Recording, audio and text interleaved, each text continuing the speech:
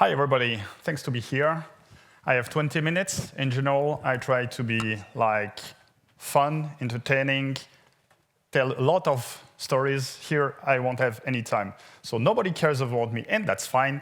Remember your first API? Who remembers their first API? Now, I know I'm in Sweden. I know that outgoing Swedes look at the shoes of their, the people they are talking to and not theirs, but still, you were much better at getting traction, right? So who has ever developed an API? Okay, and who remembers it? That's the difference. Nobody remembers their first API. Well, my experience is that the first time you create an API, probably you think about lots of stuff. You think about your entities, you think about the different boundaries, the relationship. Then you need to apply all those REST context that absolutely makes no sense because somebody tells something and the other tells something else. And then on top of that, you've got the regular schedule from the project. And, well, it's a lot of stuff. And so, in general, people miss the version 2. So when somebody comes and say, hey, your is very successful API, we need to make version 2, this might be your reaction. Rings a bell, right? So my idea in this talk is to give you a few tips and tricks so that, well, you handle it a bit better. So first, let's assert something. This is your initial situation, right? You've got an upstream, you've got endpoints, and clients called the endpoint. I'm expecting feedback. Yeah, thanks. And you lied. Never interact with the speaker, especially if they are French. They will trick you. They are really, really bad. So you lied because nobody does it. In general, you have a reverse proxy, right? Right? Thanks. And my solution is easy. Instead of a reverse proxy, you put an API gateway. Thanks a lot. Any question? Of course, it's a bit more complex. Here, in 20 minutes, I cannot explain the difference they have between an API gateway and a reverse proxy, but I will show you. So there are lots of API gateways on the market. API gateways that you install on-site. There are even more that are cloud-based. I work for Apache APISIX, which is, as the name implies, an API gateway hosted by the Apache Foundation. Architecture is very simple. Nginx, very good, very mature reverse proxy. Then OpenResty, because the problem of Nginx is if you need to change the configuration, you need to switch it off and on again when there is a component that sits at the entrance of your information system that's not that great. So OpenResty allows you to script the configuration changes in your Nginx. And then because we want structure, then we have a plugin-based API. So I will do a demo from that point, because again, 20 minutes is not that easy. So first thing first, I will Docker compose up. And then meanwhile, I will show you the Docker compose file, and I hope that my Docker is actually running in resource saver mode, which is not a good idea. I hope he wakes up at some point. Yeah, I hope it. So first, I have APISIX, of course. APISIX stores its configuration in etcd, which is a key value store, distributed one, the same one used by Kubernetes. I have no time in this talk, but there is a dashboard. I want everything to be monitored, so I have Prometheus and Grafana. And finally, I have my old API, and I have my new API. So normally, you only have your old API at the beginning. You deployed your new API afterwards, but here I have everything in the Docker compose file. So this is it. So the idea is I can curl the old API to show you how it works. Local hosts 8081, hello. Great, amazing, right? And the new version is obviously much better. So we want to move from the old API to the new API. So we can get that from the API gateway. And of course, since I just initialized the gateway, the configuration is completely blank, so we need to start to configure it. To configure it, we use APIs. So we can make a curl. So here I wanted to show off a bit. I'm using the Docker curl image, but you can just replace everything with curl. But now you are completely independent. You just need to have Docker if you want to do the demo. Then I have this endpoint routes, and then I make a put request under ID 1. And of course, because it's a very sensitive operation, it needs to be authenticated. So here I have an API key, which is the default one, right? Which is very, very bad, but it's a demo. Anyway, and then I have like this label, which is optional. And then I have a match if it matches the methods. And by default, I think it's a get and post and puts. And the URI, then the API gateway, Apache APISIX, will forward it to this upstream. And then because, as I mentioned, I want everything to be monitored, I have a plugin. Everything in Apache APISIX is through plugins. So here I run it, and then magically, it works. Great, I'm back to square one, right? So now I'm back to my usual stuff. So my problem is that I want to start to version. And there are multiple ways to version an API. The first one is path-based. That's what I will use here in the demo because it's the most visual one, it's the easiest one. You can also use query parameters. To be honest, I've never seen anybody do it, but you can do it, or through a header. So it can be through like a custom header or through a accept header, but in both cases, it's still a header. So I need to introduce a version. So I need to introduce a new route. Let's do it. I can do it the same way I did before, but Apache APISIX allows you to have abstractions. So we can create an upstream. So there is another endpoint called upstreams. And we can create the upstream to reuse it throughout the rest. Then we can create the plugin configuration. So here, I want every route to be monitored. On the first route, I added it explicitly. Let me tell you, there is a high chance at some point somebody forgets to put it. So I want it to be the default. So for that, we have global rules. Those plugins will be like automatically added to a route automatically. And finally, I can create the version route. So here I create route number 2. I give it an optional name. I match a different pattern, view1/hello. Then I reference the plugin. And then I reference the plugin config ID. And why do I need an additional plugin? Because if I just forward view1/hello to the upstream, there will be a 404. Because the upstream only knows about hello. So everything is done through plugin. So I will rewrite the request before it's forwarded through a plugin, and I will just like match this regex and just forward what is afterwards. So now it's v2 or v1. I forgot. It's v1. Great. And now we have 2 routes that point to the same upstream. The problem is if we let it at that, well, people will keep using our old routes, and new developers will probably use it because there are less characters to type. So we need to do better. And we want to tell people, hey, stop using the old routes. But we were so happy to deliver our API, we forgot to make people register. We gave it for free to the world. So we cannot email them saying, hey, stop using it.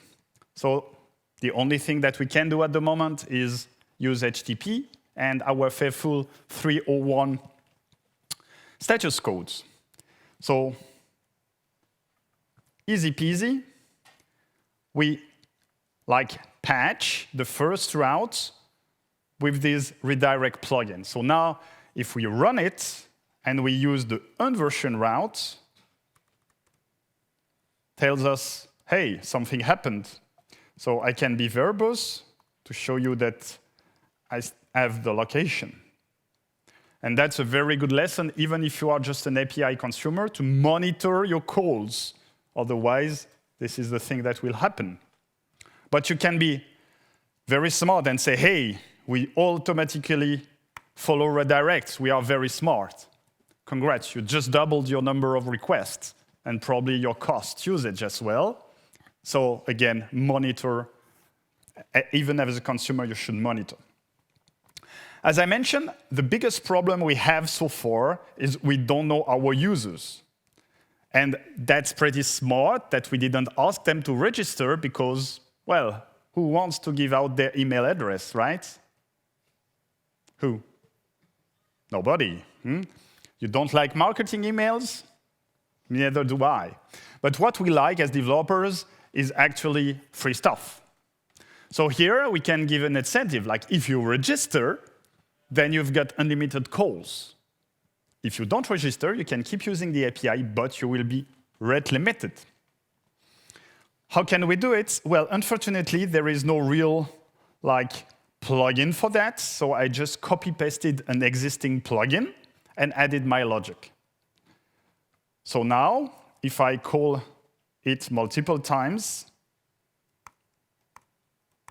now I'm rate limited. The plugin I created was in Lua. I'm not a Lua developer, but I'm a developer, so copy-paste and just put the logic, and it works. So now I need a way for people to register. This is outside the scope of this talk, but I need to configure the API gateway so that people can be authenticated. There are multiple ways to authenticate with Apache APISIX. I'm using the simplest one, which is, hey, if there is a header called API key and it has value here, my key, I will be recognized as John Doe. And in the logic of the plugin that I created, as soon as I'm authenticated, I'm not rate limited anymore. So here, I can do this, and then I can curl H API key, my key.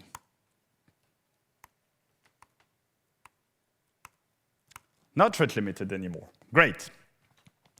Next step, we are nearing completion. We want to deploy our V2. So I have a question for you. No trick this time. Who here is doing unit testing?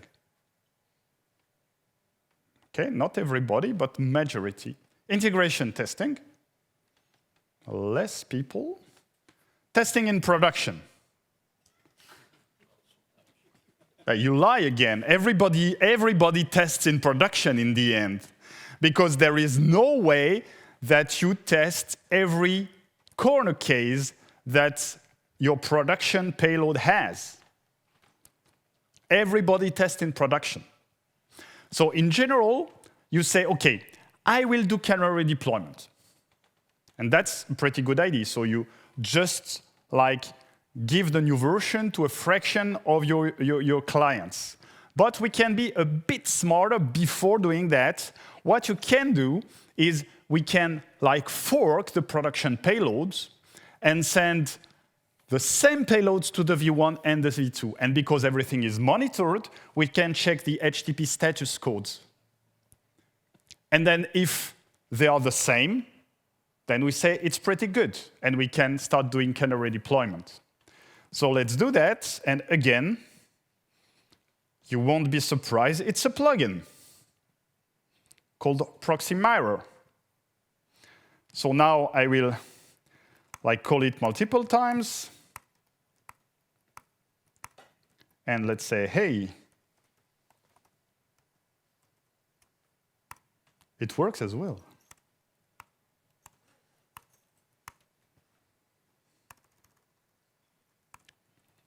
And then we can check Prometheus, and then Grafana, sorry.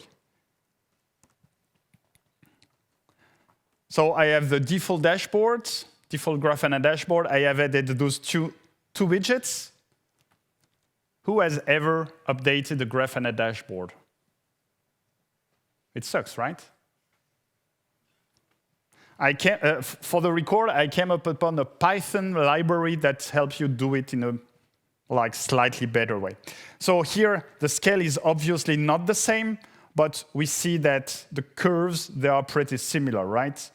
This one is decreasing, this one is decreasing, this one is increasing, this one is increasing. We have no 500, of course, hello world, it would be hard, but they look pretty similar, so we say, hey, it's time to deploy the V2 for real.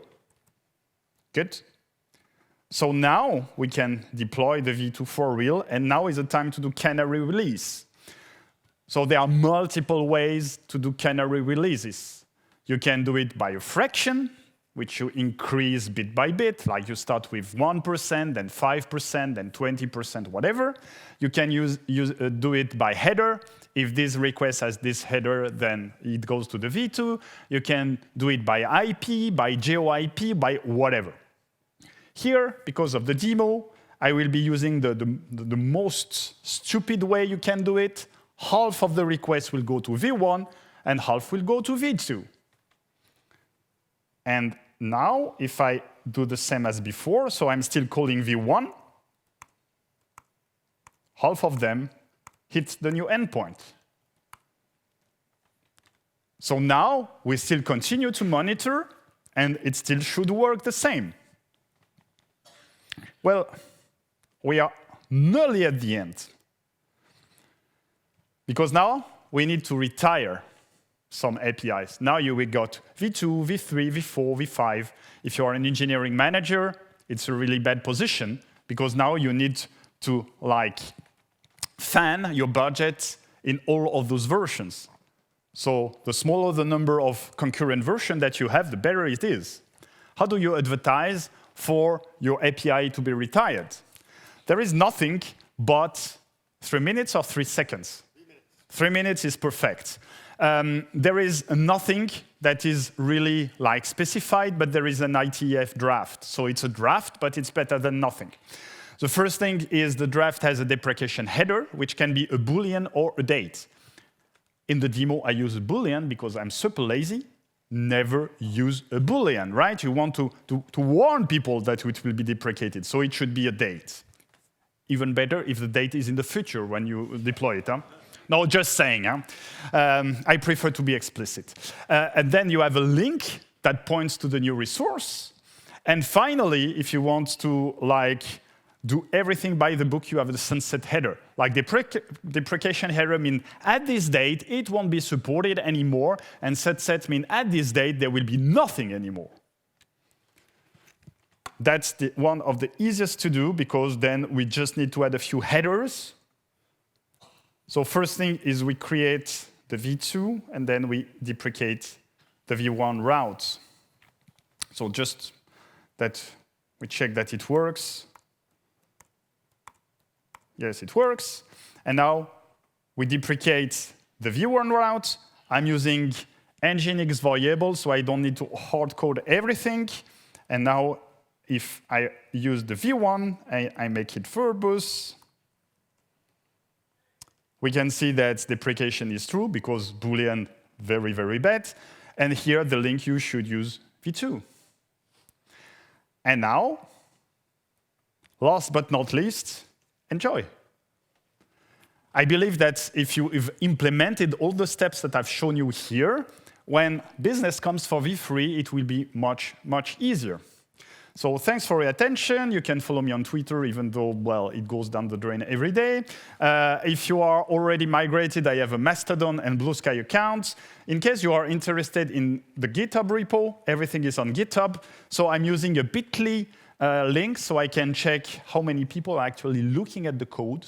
And if I got you interested in Apache APISIX, of course, you are welcome to have a check. It's an Apache Foundation project, so free as a beer and free as a bird. And I think I am just on time. Thanks a lot.